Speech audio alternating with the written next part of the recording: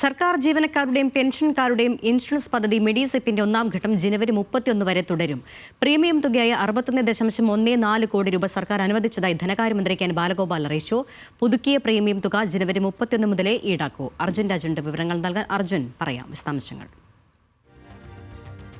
അരുണ്യ, സർക്കാർ ജീവനക്കാർക്കുള്ള ഇൻഷുറൻസ് പരിരക്ഷ ജനുവരി 1 തൊട്ട് രണ്ടാം ഘട്ടം തുടങ്ങുമെന്നുള്ളതായിരുന്നു സർക്കാരിന്റെ തീരുമാനം. പക്ഷേ സാങ്കേതികമായിട്ടുള്ള ചില പ്രശ്നങ്ങൾ ഉള്ളതുകൊണ്ട് ഒരു മാസം കൂടി നിലവിലെ ഇൻഷുറൻസ് പരിരക്ഷ അതേപോലെ തുടരുമെന്നാണ് ഇപ്പോൾ ധനവകുപ്പ് അറിയിച്ചിട്ടുള്ളത്. ജനുവരി 31 വരെ ഒന്നാം ഘട്ടം ഉണ്ടായിട്ടുള്ള അതേ നിലയ്ക്ക് തുക നൽകുമെന്നുള്ളതാണ് പറയുന്നത്.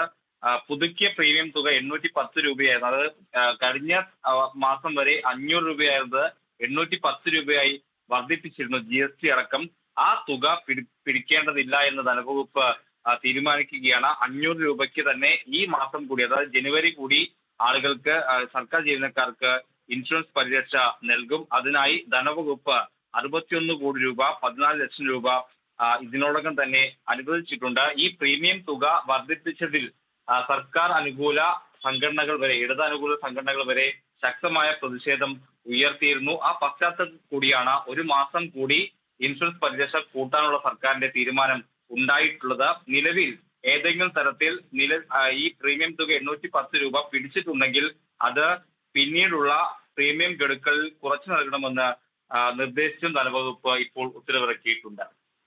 ശരി, അർജുൻ രാജാണ് തിരുവനന്തപുരത്ത് നിന്നും വിവരങ്ങൾ നൽകിയത്.